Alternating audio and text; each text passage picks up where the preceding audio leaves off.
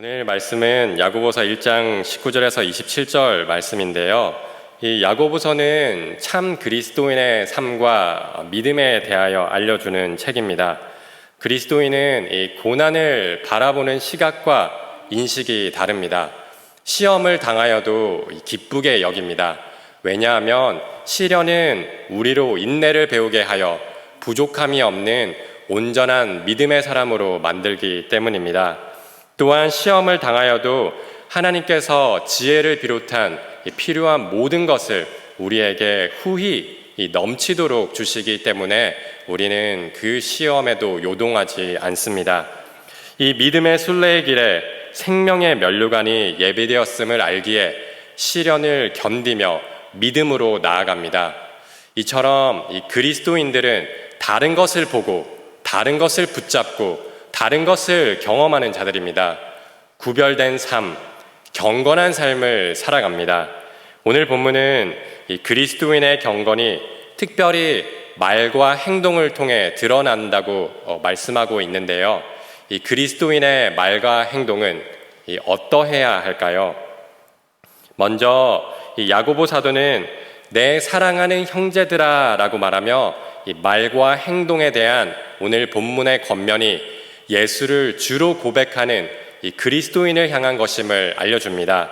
하나님과 바른 관계를 맺기 위하여 혹은 의롭게 되기 위하여 이렇게 행동하고 살아야 한다라는 것이 아니라 변화된 그리스도인의 이 경건한 삶의 모습이 마땅히 어떠해야 하는지 알려주고 있는 것입니다.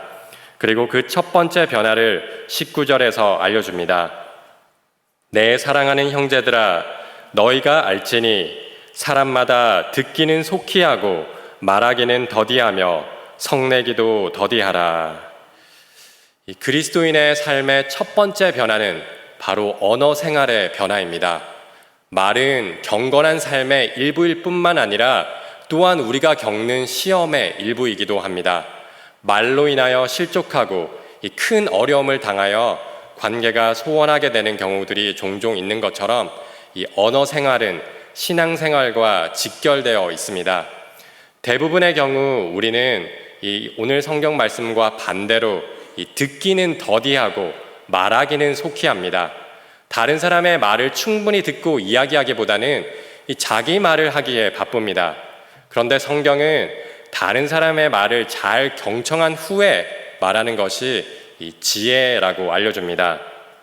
여기서 듣는 것은 이 단지 물리적 소리를 수동적으로 듣는 것이 아니라 상대방의 말을 주의 깊게 들으며 이해하고 공감하며 능동적으로 듣는 것을 뜻합니다.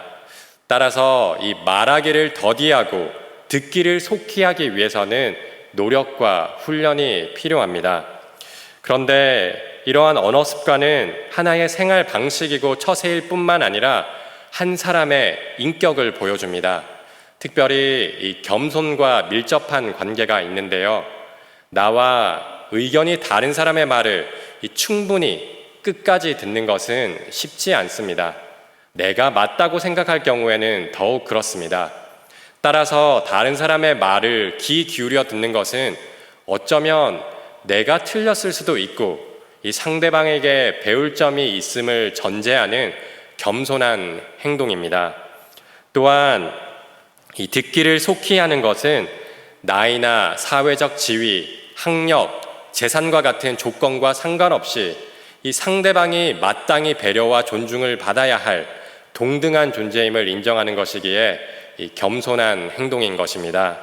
물론 항상 듣기를 속히 해야 하는 것은 아닙니다. 잠언과 야고보서를 비롯한 이 지혜의 말씀은 일반적이고 보편적인 상황에서 통용되는 말씀이지 불변하는 절대적인 원칙이나 율법이 아니기 때문입니다. 이 말씀을 우리의 삶에 일괄적으로 적용할 수 없다는 의미입니다. 이 경우에 따라 다른 사람의 말을 끝까지 듣지 않을 수도 있습니다. 예를 들어 볼까요? 보이스피싱이나 광고 전화가 걸려왔습니다. 이 바쁜 업무 중이고 중요한 일을 처리 중인데 이 성경 말씀에 듣기를 속히 하라고 했지라 하며 그 전화를 끝까지 듣고 있는 것은 말씀에 대한 올바른 적용이 아닙니다.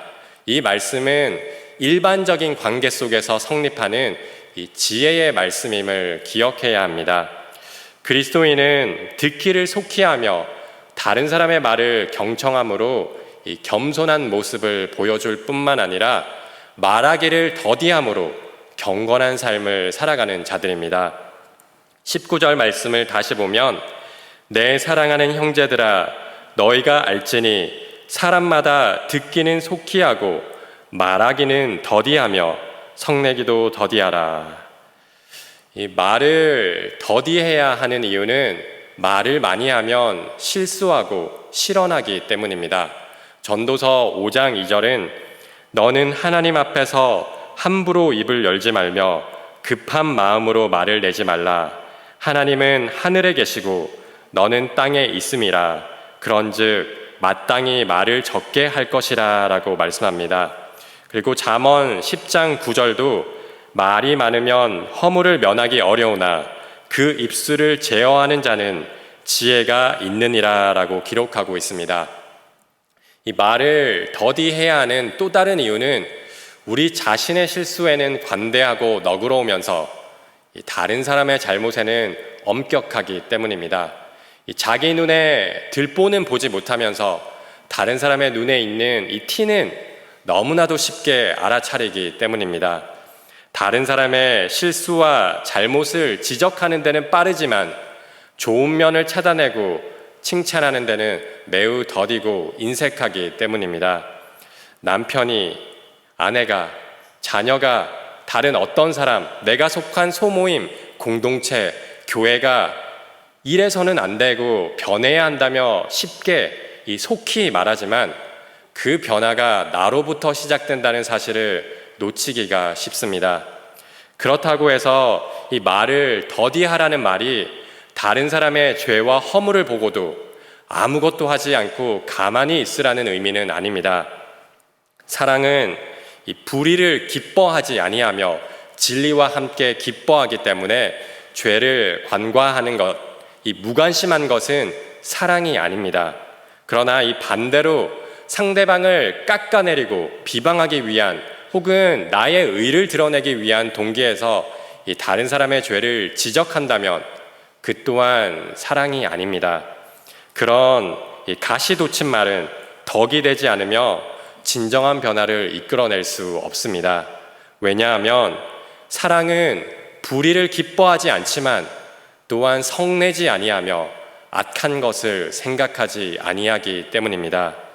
어떤 사람이나 모임, 공동체, 이 교회의 잘못을 말하기 전에 내 속에 사랑이 있는지 먼저 들여다 보아야 합니다. 그리고 허물을 말하기 전에 먼저 기도해야 합니다. 그리고 옳고 바른 말을 할 때에도 진리를 말할 때에도 오직 사랑 안에서 말해야 합니다. 에베소서 4장 15절 말씀을 이 현대인 성경 번역으로 준비해 왔는데요.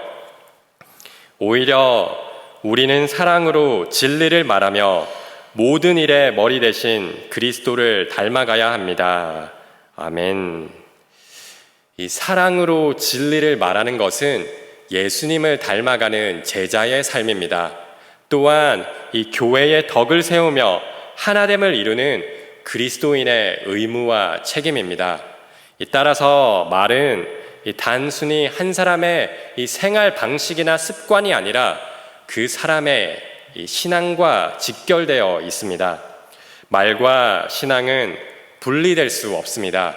그래서 26절은 누구든지 스스로 경건하다 하며 자기 혀를 제갈 물리지 아니하고 자기 마음을 속이면 이 사람의 경건은 헛것이라 라고 말씀합니다. 당신이 정말 변화된 그리스도인인지 아닌지 알고 싶다면 당신의 언어를 보면 됩니다 라는 의미입니다. 기술의 발달로 소통의 범주가 확대되어 우리가 사용하는 말에 카톡이나 인스타그램과 같은 SNS도 포함됩니다. 얼굴을 마주보지 않는 가상의 공간, 나를 모르는 그 익명성 속에 숨어 쏟아놓는 악의적인 비방, 험담, 인신공격적인 댓글들, 한껏 과장되고 포장된 말들과 모습들, 이 새로운 소통과 말의 창구인 SNS를 어떻게 사용하고 있는지 살펴보는 것이 어쩌면 우리 경건에 대하여 더 많은 것을 알려줄 수 있습니다. 뿐만 아니라 이 약자를 대하는 우리의 모습과 말이 우리의 경건의 능력을 보여줍니다. 편의점이나 식당 혹은 직장이나 학교 등 어느 곳에서든지 이 소위 말해 내가 갑의 위치에 있을 때 을에 있는 사람, 나이나 직급 등 아래에 있는 사람을 대하는 나의 언어와 모습은 어떻습니까? 하대하고 무시하는 그런 차가운 어투와 태도라면 그런 말과 행동이 우리의 영적 상태와 신앙의 수준을 알려주는 잣대입니다. 왜냐하면 그리스도인의 변화된 모습은 먼저 말을 통해 드러나기 때문입니다. 마음으로 믿어 의에 이르고 입으로 시인하여 구원에 이르는 것처럼 마음이 변하면 입술의 고백이, 부르던 노래가, 그리고 사용하는 언어가 달라지게 되는 것입니다. 그 변화를 이 19절에서 조금 더 자세히 살펴보면 말하기를 더디할 뿐만 아니라 말을 할 때 성내기도 더디하게 됩니다. 사실 이 분노라는 감정 자체가 나쁜 것은 아닙니다. 불의한 일, 정의롭지 못한 일을 보았을 때 이 화가 나는 것은 바르고 의로운 반응이기 때문입니다. 하나님도 죄를 미워하시고 예수님도 악을 보며 화를 내셨습니다. 문제는 이 성내는 것, 분노 자체가 아니라 우리의 성냄이 대부분의 경우 정의롭지 않다는 것입니다. 우리는 이 사소한 것에 쉽게 분노합니다. 갑자기 끼어드는 차량 때문에, 내가 응원하는 스포츠팀이 졌기 때문에, 좋아하는 가수나 연예인 때문에, 이 덥고 습한 날씨 때문에, 요나와 같이 수고도 아니하고 재배도 하지 않은 그 박넝쿨 때문에 성내고 분노합니다. 우리가 정말 분노해야 하는 일에 때론 너무나도 섬뜩할 정도로 무관심합니다. 나와 상관없는 정의에, 타인의 아픔에 좌우를 분별하지 못하는 니느웨 사람 12만 명이 멸망한다는 소식에 냉담합니다. 우리의 감정 또한 이 죄로 왜곡되었기 때문에 성내기에 앞서 무엇 때문에 화가 났는지, 분노하는지 우리의 내면을 들여다보아야 합니다. 이 또 다른 문제는 분노의 감정은 제어하기 어렵다는 것입니다. 내가 분노를 조절하는 것이 아니라 분노라는 감정에 휩싸일 때가 많습니다. 이 분노에 사로잡혀 혀를 제갈 물리지 아니하고 말을 함부로 쏟아내며 성을 내게 됩니다. 화가 나면 내 말이 미칠 영향력과 이 파급력을 생각하지 않고 여과 없이 내뱉습니다. 앞뒤 이 전후 사정을 듣기보다 분노라는 감정에 사로잡혀서 이 말을 속히 하게 됩니다. 그래서 이 성을 낼 때 21절 말씀처럼 모든 더러운 것과 넘치는 악이 흘러나오게 되는 것입니다. 다른 사람을 이 찌르고 상처 주고 실족하게 하는 날카로운 비수와 같은 말을 쏟아냅니다. 화목과 하나됨이 깨어져서 결국 관계가 파괴됩니다. 그래서 이 20절 말씀처럼 사람이 성내는 것이 하나님의 의를 이루지 못하는 것입니다. 우리를 믿음의 삶으로 부르시어 온전한 사람으로 빚어가시는 하나님의 뜻에 반하기 때문입니다. 하나님 앞에서 정결하고 더러움이 없는 이 경건을 이루지 못하는 것입니다. 그런데 이 말씀을 자세히 보면 문제의 본질이 단순히 말이 아니라 우리 마음임을 알 수 있습니다. 단지 이 외형적 변화, 겉모습의 변화가 아니라 우리의 내면이 변화되어야 합니다. 마음속에 이 더러운 것과 악이 가득하기 때문에, 그 뿌리 깊은 분노가 자리 잡고 있기 때문에 그 속에 있는 것이 이 말을 통하여 흘러나온 것입니다. 따라서 이 단순히 말을 바꾸려고 노력하면 이 생각한 만큼 이 우리의 언어 생활이 잘 변하지 않을 수 있습니다.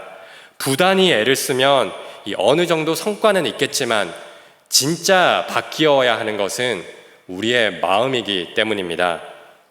21절 말씀처럼 이 모든 더러운 것과 넘치는 악을 내버려야 합니다. 그런데 단지 비우고 내버리는 것만으로는 충분하지 않습니다. 청소되고 수리된 마음에 더 악한 귀신 7이 들어오면 이전보다 더 나빠질 수 있기 때문입니다. 따라서 이 더러운 것과 넘치는 악을 내버린 마음에 다른 어떤 것을 채워야 합니다. 무엇을 채워야 할까요? 21절 말씀입니다. 너희 영혼을 능히 구원할 바 마음에 심어진 말씀을 온유함으로 받으라. 아멘.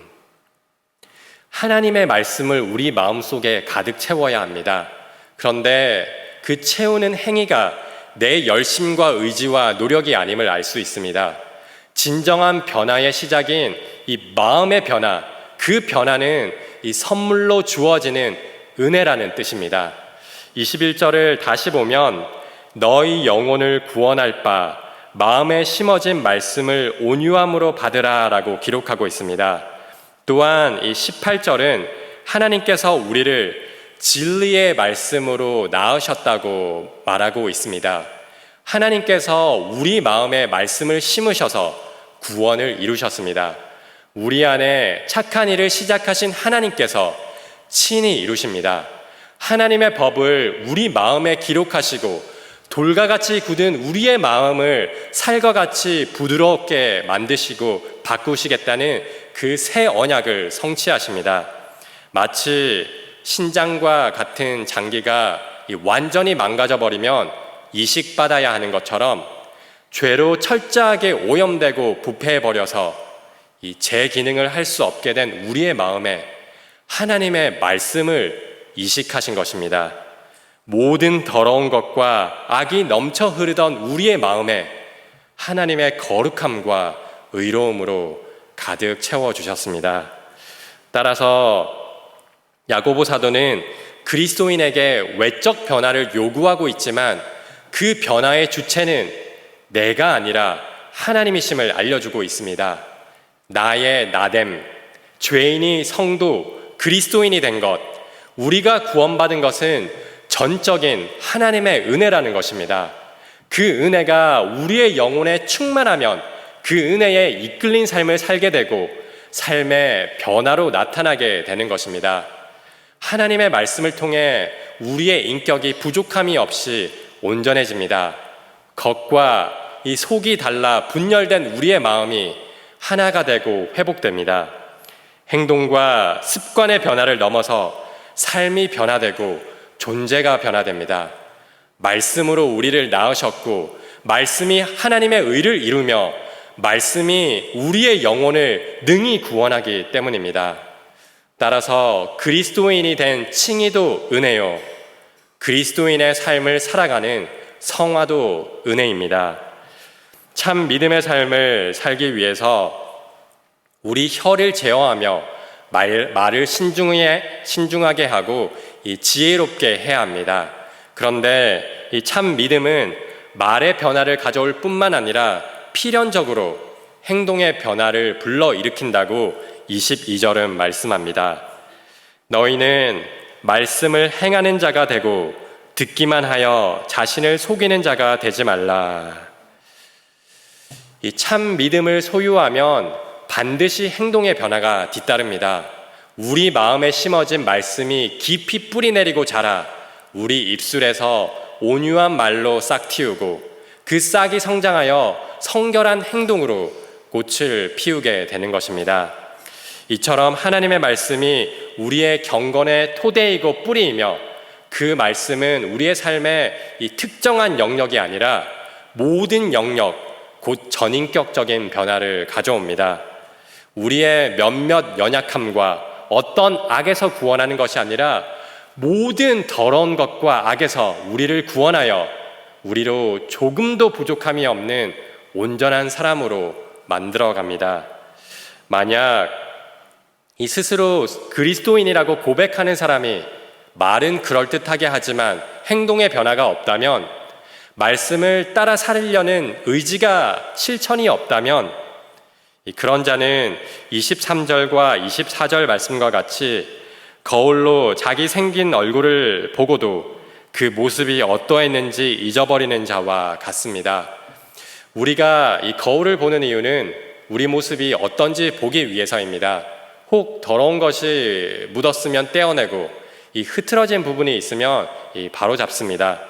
마찬가지로 우리 영혼의 거울인 말씀은 우리의 내적, 영적 상태를 비추어 줍니다. 우리의 죄를 보여주어 악에서 돌이키게 합니다. 회개하게 합니다. 교훈과 책망과 바르게 함과 의로 교육하여 온전하고 선을 행할 능력을 갖추게 합니다. 그런데 말씀을 듣고도 행치 않는 자는 마땅히 행할 바를 알면서도 하나님의 뜻을 거역하는 자입니다. 말씀을 통해 자신의 영적 허물을 깨닫고도 그 죄를 의도적으로 외면하는 것입니다. 여전히 욕심에 이끌리고 눈이 어두워 보기는 보아도 알지 못하는 것입니다. 그런 자는 이 애초에 믿음이 없는 자이거나 혹은 있다 하더라도 그 뿌리가 깊지 않은 믿음을 가진 자입니다. 정결하고 더러움이 없는 경건을 향한 발걸음을 아직 떼지 못한 사람입니다. 성경은 단순히 말씀을 읽고 듣는 자가 아니라 그 가운데 기록한 것을 다 지키는 자가 복이 있다고 말합니다. 또한 이 본문 25절은 율법을 들여다보고 있는 자가 아니라 실천하는 자가 행하는 일에 복을 받을 것이라고 말씀합니다. 그리고 그 말씀에 대한 실천은 이 관념적이거나 추상적인 것이 아니라 아주 구체적이고 실제적인 이 사랑의 행동임을 27절은 알려줍니다. 하나님 아버지 앞에서 정결하고 더러움이 없는 경건은 곧 고아와 과부를 그 환난 중에 돌보고 또 자기를 지켜 세속에 물들지 아니하는 그것이니라. 아멘. 이 경건은 찬양 부르고 설교 듣고 예배 드리는 교회 안에서만의 활동을 의미하지 않습니다. 교회 안을 넘어 이 교회 밖 우리 실생활에서 만나게 되는 고아와 과부처럼 소외되고 고통받는 이웃을 돌보는 그런 사랑의 행위가 진짜 경건, 정결하고 더러움이 없는 경건입니다. 경건은 온전한 율법을 행하는 것인데요. 율법은 하나님 사랑과 이웃 사랑을 명령하고 있기 때문입니다. 또한 보이지 않는 형제와 이웃을 사랑하지 않으면서 보이지 않는 하나님을 섬기고 사랑할 수 없습니다. 그것은 가식이고 위선이며 행함이 없는 믿음입니다.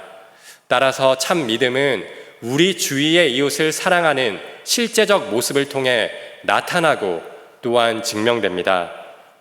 그런데 여기서 주의해야 할 것은 순서입니다. 우리의 마음에 하나님의 말씀이 심어질 때 그 말씀이 삶의 열매로 맺어집니다. 말씀의 은혜가 우리 안에 가득할 때 그 은혜가 넘쳐서 이웃에게 흘러가게 되는 것입니다. 만약 순서가 뒤바뀌면 이웃에 대한 사랑 혹은 구제사역은 부담스러운 의무와 버거운 일이 되어버립니다. 어느새 사랑은 메말라버리고 사역이 생명력을 잃어버립니다. 올바른 목적과 방향을 상실해버리면 완전히 이 잘못된 길로 가게 되고 엉뚱한 곳에 도착하기 때문입니다. 따라서 하나님 말씀으로 은혜를 샘솟듯 공급받을 때 상황과 환경 혹은 사람들의 인정이나 다른 대가에 연연하지 않고 끝까지 섬기고 봉사하며 사랑할 수 있습니다. 야고보서는 단지 이 윤리적 행위를 강조하거나 삶에 도움이 되는 조언과 지혜를 알려주는 책이 아닙니다. 우리를 구원하신 하나님의 은혜에 붙잡힌 사람들의 그 삶의 모습, 곧 경건에 대하여 알려주고 있습니다. 우리 안에 이 심기운 말씀이 어떻게 우리의 마음을 변화시키고 존재를 변화시켜 새로운 믿음의 삶을 살게 만드는지 그 실제적인 모습을 가르쳐 줍니다. 듣기는 속히 하고 말하기는 더디하며 성내기도 더디하는 삶, 이 말씀을 온유함으로 받고 그 말씀을 행하여 주위 이웃을 돌보고 섬기는 삶, 말씀을 우리 삶에 구체적으로 적용하며 실천하는 행동이 바로 하나님 앞에서 정결하고 더러움이 없는 경건임을 선포합니다. 말과 행동이라는 시험에 걸려 넘어지지 말고 생명의 면류관을 향하여 인내하며 달려갈 것을 격려하고 권면하고 있습니다. 모든 더러운 것과 넘치는 악을 내버리고 하나님의 의를 이루는 경건한 삶, 믿음의 삶, 참 제자의 삶이 되시기를 간절히 소망합니다.